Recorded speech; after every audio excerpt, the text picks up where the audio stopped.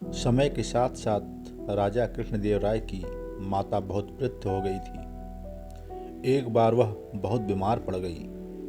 उन्हें लगा कि अब वे शीघ्र ही मर जाएंगी।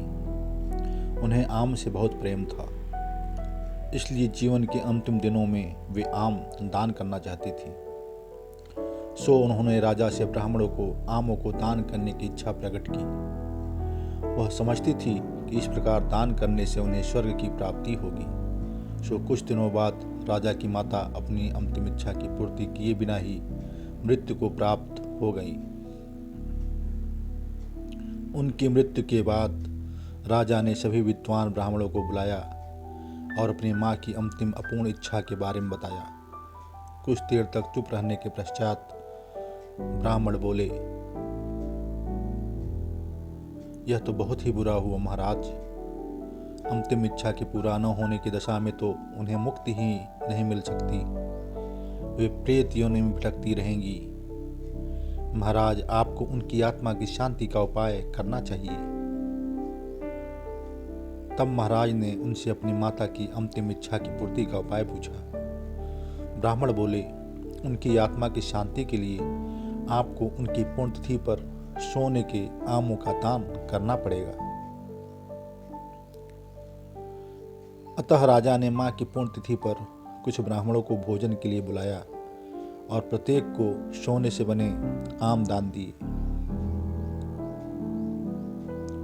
जब तेनालीराम को यह पता चला तो वह तुरंत समझ गया कि ब्राह्मण लोग राजा की सरलता तथा भोलेपन का फायदा उठा रहे हैं। सो उसने उन ब्राह्मणों को पाठ पढ़ाने की एक योजना बनाई। अगले दिन तेनालीराम ने ब्राह्मणों को निमंत्रण पत्र भेजा। उसमें लिखा था कि तेनालीराम भी अपनी माता की पुण्यतिथि पर दान करना चाहता है, क्योंकि वह भी अपनी एक अधूरी इच्छा लेकर मरी थी। जब से उसे पता चला है कि उसकी माँ की अंतिम इच्छा पूरी न होने के कारण प्रेत योनि में भटक रही होंगी, वह बहुत ही दुखी है और चाहता है कि जल्दी उसकी माँ की आत्मा को शांति मिले। ब्राह्मणों ने सोचा कि तेनालीराम के घर से भी बहुत अधिक धान मिलेगा, क्योंकि वह शाही विदूषक है। सभी ब्राह्मण निश्चित दिन तेनालीराम के घर पहुंच गए। ब्राह्मणों को स्वादिष्ट भोजन परोसा गया। भोजन करने के पश्चात सभी दान मिलने की प्रतीक्षा करने लगे। तभी उन्होंने देखा कि तेनालीराम लोहे की सलाखों को आग में पूछने पर तेनालीराम बोला, मेरी माँ फोड़ों के दर्द से परेशान थी। मृत्यु के समय उन्हें बहुत तेज दर्द हो रहा था। इससे पहले कि मैं गर्म सलाखों से उनकी इस्काई करता, वह मर चुकी थी। अब उनकी आत्मा की शांति के लिए मुझे आपके साथ वैसा ही करना पड़ेगा जैसे कि उनकी अंतिम इच्छा थी। यह सुनकर ब्राह्मण बौखला गए। वे वहाँ से तुरंत चले जाना चाहती थी। वे गुस्से में तेनालीराम से बोले कि हमें गर्म सलाखों से दागने पर तुम्हारी माँ की आत्मा को शांति मिलेगी।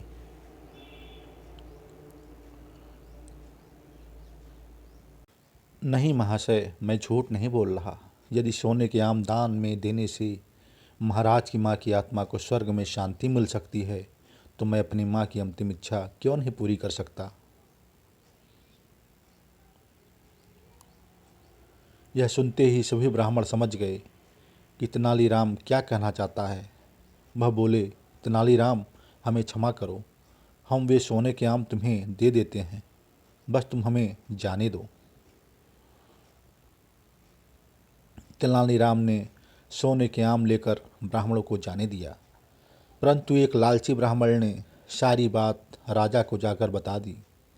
यह सुनकर राजा क्रोधित हो गए और उन्होंने तेनालीराम को बुलाया। वे बोले, तेनालीराम, यदि तुम्हें सोने के आम चाहिए थे तो मुझसे मांग लेते। तुम इतने लालची कैसे हो गए कि तुमने ब्राह्मणों से सोने के आम ले लिए। महाराज, मैं लालची नहीं हूँ, अपितु मैं तो उनकी लालच की प्रवृत्ति को रोक रहा था। यदि वे आपकी माँ की पुण्यतिथि पर सोने के आम ग्रहण कर सकते हैं, तो मेरी माँ की पुण्यतिथि पर लोहे की गर्म सलाखें क्यों नहीं झेल सकती।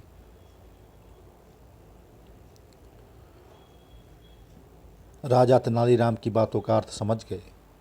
उन्होंने ब्राह्मणों को बुलाया और उन्हें भविष्य में लालच त्यागने को कहा। तो मित्रों, आप सबको यह कहानी कैसी लगी? कहानी पसंद आई हो तो वीडियो को लाइक, शेयर तथा चैनल को सब्सक्राइब करना ना भूलें। धन्यवाद।